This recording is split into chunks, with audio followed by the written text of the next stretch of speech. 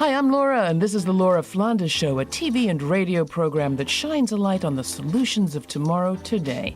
We report on the people and movements driving systemic change from the worlds of politics, arts, and entrepreneurship.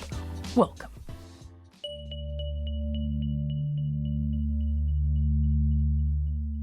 Dangerous stereotypes around Muslim Americans continue to persist in this country with very real consequences for the Muslim community and American democracy at large. Muslim representatives Ilhan Omar, Democrat of Minnesota, and Rashida Tlaib, Democrat of Michigan, have been the targets of a lot of it in Congress, as was Keith Ellison, who preceded them. But times are changing. Ellison, the nation's first Muslim American congressperson, is now Attorney General of Minnesota. The United Nations this March celebrated the first ever International Day to combat Islamophobia. And just this April, the Minneapolis City Council passed an ordinance allowing public broadcast of the Islamic call to prayer 5 times a day. Clearly, we are seeing some movement, but more is needed. What difference can good reporting make, especially when it's reporting by Muslim Americans? Our guests today are Hiba Ansari, a reporter from the Sahan Journal in the Twin Cities, which is dedicated to reporting on communities of color throughout the state of Minnesota, and Dalia Mogahed, who is on the cutting edge of research at the Institute for Social Policy and Understanding in Washington, D.C. Joining me for this conversation once again is our partner in these episodes, Mitra Kalita of Epicenter NYC, who, with Sarah Lomax, is the co-founder of URL Media, a network of independently owned and operated Black and brown media outlets, of which the Sahan Journal is one. Mitra, so glad to have you back. Thanks, Laura. Great to see you. We've got a great group of guests here. Where do you want to start? Perhaps with the nature of this community for people who are unaware? I don't know who wants to start with that. Dalia? Thank you so much for having me and for this important conversation. I mean, it's hard to know where to start when you want to talk about the nature of the American Muslim community. I mean, we're the most diverse faith community in the United States. No one race makes up our majority. We're about a third Black, white, Arab, and I guess Asian. That's 4, not a third, but these 4 groups pretty much make up about equal portions of the community. And we also have a growing percentage of our community that is Latino. 1% of our community is Native American. We just came out with a big study on Native American Muslims. So it is an incredibly diverse, dynamic community. It's also the youngest community, meaning the average age of American Muslims is a full 20 years below the average age of the general public. It's a very entrepreneurial community. And it's also a community that faces a number of challenges. There are so many persisting stereotypes. You want to talk about some of them, Hiba, that you confront perhaps in your reporting? I grew up immediately post 9/11 in an internet world where oftentimes the only people I was seeing on TV or on TV news that might have looked a little bit like me or people in my family were usually, victims of war. And growing up with that perception, of course, I'm not the only one seeing that, right? The people around me are seeing that too. And that's all they really would see of Muslims. And that can perpetuate really harmful stereotypes about Muslim women, especially. But I've been really excited and grateful to also kind of be coming up as a journalist during a time where we have people who are visibly Muslim, such as Congresswoman Ilhan Omar in Minnesota, and seeing people in leadership positions that come from backgrounds like mine. And that's not only at the congressional level in Minnesota, that's locally as well. So having people in leadership positions and being able to report on them and report on the issues that they're working on has really, I think, helped Sahan Journal challenge a lot of the stereotypes that mainstream media has perpetuated about this community. And we do it in a really targeted and nuanced way that I think really resonates with not just our Muslim readers, but our readers in general. In some ways, the Muslim experience in America has actually been a very uniting factor for the URL Media Network. And that might be surprising to see Islam as something that actually unites our very disparate Black and Brown communities. We've been at it for more than 2 years, and our founding is really connected to the moment after the murder of George Floyd. And I just wondered if that commonality and conversation that we've experienced, whether both of you could react to that. Does that feel familiar? And also, in this reckoning post-George Floyd, or the reckoning that might still be going on, where do Muslims fit into that conversation? So I started reporting at Sahan Journal almost immediately after sort of the height of the protest surrounding the killing of George Floyd in Minneapolis.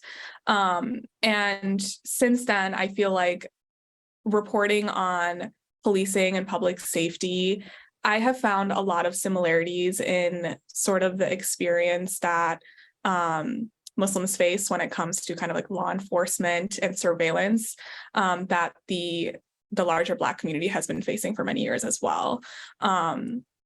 And not only that, I think in Minnesota, you see a really interesting intersection in that a lot of the Black community here are Black immigrant Muslims. So the way that they're experiencing law enforcement, or kind of facing the law enforcement and criminal justice system, as well as other systems as well, is a lot more complex. And so reporting on that has been extremely important because a lot of our readers come from those communities. I would say 6 months after the killing of George Floyd, I started reporting on a story on the first person that was killed by Minneapolis police since George Floyd. And he was a young Somali American man named Dalal Eid. And, you know, as journalists know, a lot of what's in the public record is really, criminal history, court cases, jail bookings, things like that. And that was the only information we had about Dalal. But our organization as a whole really made an effort to connect with his family early on so that we could write a fuller picture about who he was as a person and the types of things that he was struggling with, mental health issues in particular. Not to mention that those are things that are taboo to talk about in our communities in general, but it was a really important part of his story. Similar to what Hiba mentions in Minneapolis, there's been a journey for certainly immigrant Muslims in New York City to, especially if they're Black Muslim, to kind of have this not just affinity with the Black community, but unity with the Black community around some of these issues. Now, I do feel like today in 2023, there's more alliances among communities than compared to 10 years ago when I first started covering some of this. We're coming off of Ramadan. I have never been invited to more iftars where politicians feel like they have to be there. Iftar being the meal at the end of Ramadan. That's right. Iftar is the breaking of fast. So for the month-long fast that Muslims do during Ramadan, there's the celebration of that breaking of fast every day. And so I have literally been invited to dozens of iftars, and you see, the mayor of New York City there, Senator Chuck Schumer, every city council person. And so I've been covering the Muslim community in New York City pretty much since after 9/11. Like, this has been my whole trajectory of my career, but I have never seen a moment like this. Dalia and Hiba, you're both nodding in agreement. Dalia, you want to add anything? No, I completely agree. I think that American Muslims have really grown in their civic engagement, in their voting. We've been measuring that throughout the past, 5-6 years, and we've definitely seen a huge surge in voter registration, in volunteering for campaigns, and being involved in, town hall meetings. So they're incredibly engaged, much more than 10 years, way more than 20 years ago. And I think that representatives and public servants are taking notice. It sounds like you're feeling that too, Hiba. Yeah, I think it's funny. I feel like when you think about maybe restoration or reparation for our community and what that looks like, I feel like a lot of what I've seen is being done, by the Muslim community and for us. You mentioned at the beginning that Minneapolis just passed an ordinance to allow the broadcast of the call to prayer 5 times a day. And that decision actually first came about a year ago when the city council in Minneapolis first declared a recognition of Ramadan in the city. And not only that, we have the school district offering the day off for Eid for all students, not just Muslim students. So these are like little things happening at the local level that really have national significance and international significance. I think for a lot of people who come from immigrant backgrounds, hearing the call to prayer, for example, really reminds them of being home. I know it's one of the most beautiful things to witness when you visit a Muslim majority country, and to be able to hear that in Minneapolis, where their kids are growing up, where their kids are going to school, is really, really important for people. And to see those decisions happening in a city council where we have now, I believe, 3 Muslim American members and the most diverse city council in Minneapolis ever. It really just speaks to the kind of work that we're involved in and that growing sense of civic engagement that Dalia had mentioned as well. This is the Laura Flanders Show. I'm Laura. It's that time of the month, the time for our Meet the BIPOC Press Media Roundtable, which we do in partnership with URL Media. Uplift, respect, and love. It's a network of media owned and operated by people of color. I'm joined by Mitra Kalita, URL co-founder and co-founder of Epicenter NYC in Queens.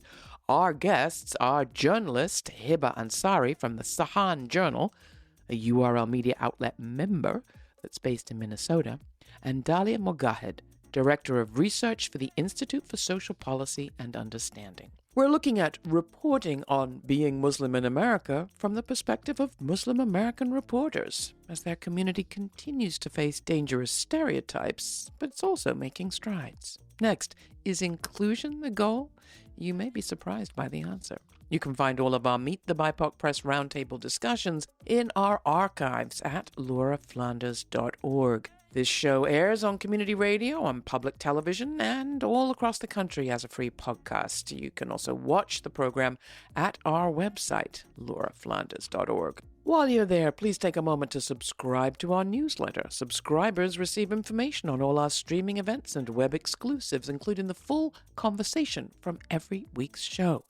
Our discussion continues here, but first, here's the Jimster remix of Mube Mube by Sid Vaga and Nicodemus, featuring Benai Fadai, courtesy of Wonder Wheel Recordings.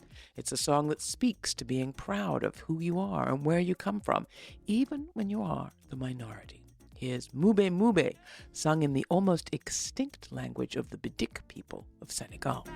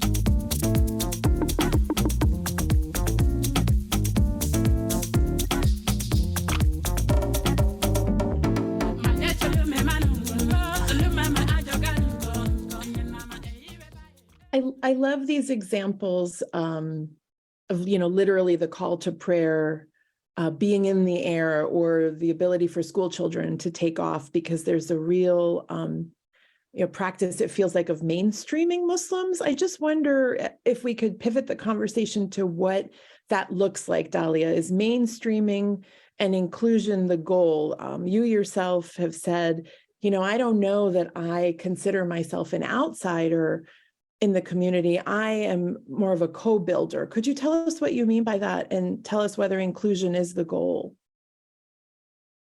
Yeah, no, thank you so much. I do see myself as a co-builder of this project called America. And what I mean by that is I'm not, people say, we don't feel welcomed in this country. And my response is like, why would you wait for someone to welcome you in your own home? If we don't feel like this is ours and ours to build and ours to fight for, we will never be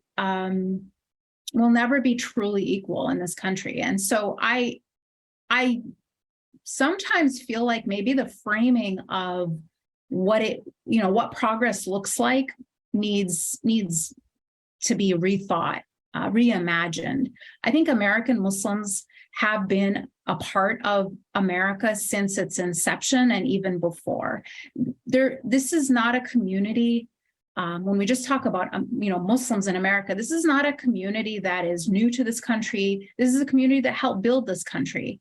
And just like other communities that are still fighting for their full, enfranchisement and their full inclusion, that doesn't make them any less American. It doesn't make them any less of a co-builder of this country. But America just needs to keep growing to realize it's, to fully come into its promise to itself. Is there anyone from that history that you'd like to lift up, Dalia, for the audience who might be less familiar?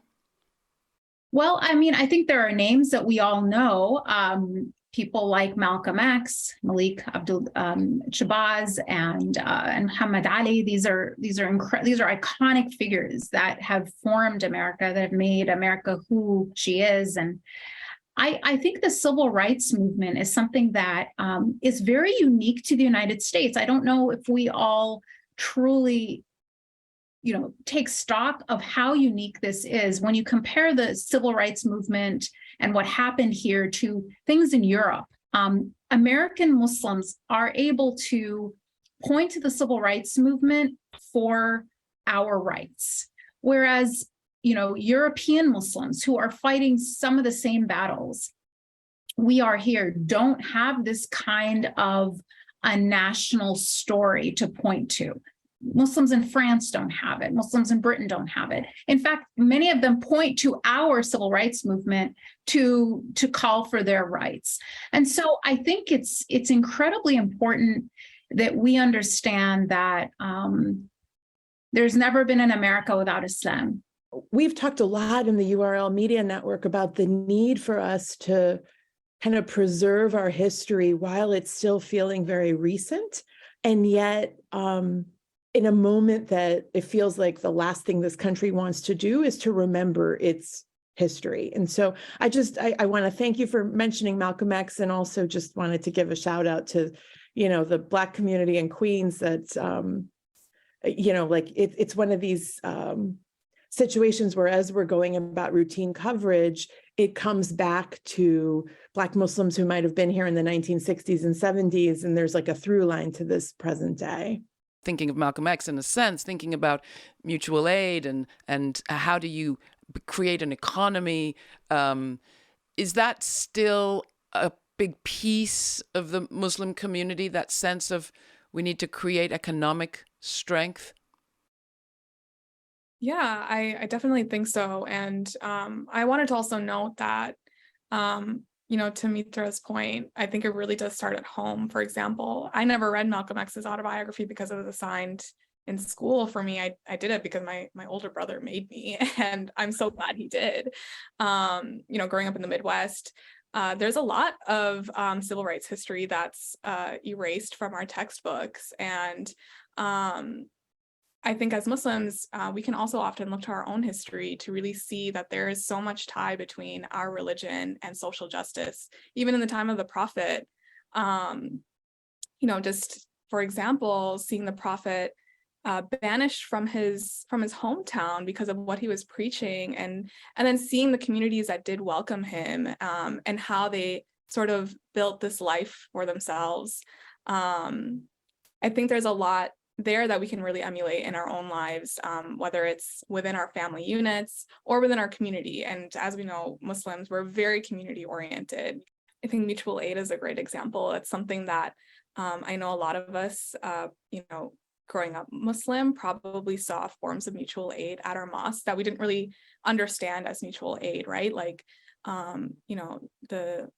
all the moms at the mosque fundraising for a single mom who's struggling to work and provide for her kids while also caring for them and providing food for them. Cooking dinners for people because they don't have access to food themselves, or because they're a new refugee. These are all examples of things that I think Muslims really grew up with, not really fully understanding them as something called mutual aid, but just as a part of our religion and our culture and our upbringing. So speaking of uplift, at the URL network, we certainly talk also about centering joy, and our communities, and entertainment has been one manifestation of this. I started out covering the Muslim community after 9/11, and it was a certain type of story that we would have to tell over and over and over again that was largely rooted in the terror attacks. One heartening thing now, at least for me, is, there are shows like Rami and Mo and stand-up specials by Hassan Minhaj. And I mean, it just feels like there is a moment, at least a moment compared to what used to be. I'm wondering if either of you consume those shows, what you think of them. Is this something to be celebrated? What are your thoughts? Dalia? I have not consumed many of those shows. I find Hassan Minhaj hilarious, so I love listening to him. I think that representation is important. I will never take away from that. We're still doing studies, though, on if it really changes people's opinion of policies. And so I always go back to, if it makes you laugh and it makes you think, you have a good Muslim friend, but you're still okay with the Muslim ban, then that's not success. I guess I really want to make sure that we understand that much of Islamophobia is systemic and institutionalized. Yeah, that comes up a lot in my reporting because I cover immigration specifically, and from a local standpoint. And, a lot of when we think about immigration, obviously the issues that drive people to leave their home countries are international. And then the decisions that are being made in the immigration system are federal. But what does that look like at a local level? So for example, in Minnesota, we have a sizable East African population, particularly from Somalia. Somalia was one of the countries included in Trump's ban on immigration from Muslim majority countries. And that ban created a systemic backlog of family reunification cases. One that I just written about recently. A man has been separated from his wife and 3 kids for 7 years and has not even met his youngest child. And they're sitting in a refugee camp in Ethiopia right now. That's just one example. There's a whole backlog of cases like these. And when it comes to, as Dalia mentioned, looking at sort of the political and the policy effects of Islamophobia, that's a clear example of that. And that's something that, even though we have a new president, we are still experiencing the effects of in our larger immigration system. Hoping that we could move into, before we close, sort of prospects for 2024, and maybe sort of any information we have about, we've talked about voting, but not about voting demographics exactly, about partisan voting. Can you give us any insights into how this community that you cover votes and what might be expected or what you're looking for in 2024 in terms of interesting stories? Hiba. I think when it comes to the demographic breakdown, Dalia might have better insight, but I can tell you from sort of anecdotally, when I've covered elections and Muslim candidates for office, we really do cover a spectrum, surprisingly, especially in Minneapolis and Minnesota in general. Of course, we are a very progressive state, but what does progressive mean is something that we're always grappling with every election in the Twin Cities. And I think, Muslims who are part of this space are no exception of that. But we do have, like I said before, incredible civic engagement. We have organizations dedicated to training young women who want to work in politics to help them potentially develop a campaign in the future. A lot of Muslim women who have come through that program have been elected to office. We recently actually elected our first Black women to the state Senate. It was 3 of them, but the first one to actually, whose election was actually called, was a young Somali woman named Zaina Mohammed, and she's already been heading a lot of really important policies at the state level, and she's just one of many. So, but I'd love to hear more about how we're going to vote. What do we know, Dalia? Muslim Americans are more likely to be Democrats than Republicans. So I don't know if that's a surprise, but, about 54% identify as either Democrat or leaning Democrat. The one thing about Muslims that is somewhat unique is that we're the most likely faith community to identify as independents. So there's a large segment of the community that doesn't kind of align with either party and votes based on policies, based on who the candidate is. So it's not a community that you can ever just put in your pocket and think is going to vote one way or the other.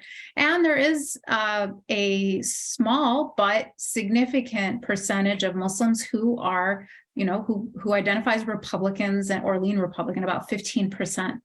And some research shows that a full third of Muslims voted for Trump, believe it or not. So it's not a homogeneous community. It's not a monolith. And it's going to be a community that anyone running for office has to really go after and never take for granted. More of those iftar dinners. Absolutely. And it has good food. So it's a win-win. It's a win-win. Right. Absolutely. Any closing thoughts, Mitra? This has been a fascinating conversation. Thank you. I'm just really grateful for the time to dive into this. I feel like at the URL Media Network, we really try to make sure that the coverage of these issues is nuanced. And I left with at least 3 story ideas from the 2 of you. So that's a good day. Really. That's what we aim to please here with our monthly Meet the BIPOC Press media segments. And I look forward to having you join us again next month, you or Sarah. It's always a pleasure to have you, Mitra. Thank you, all of our guests. It's been great to have you with us.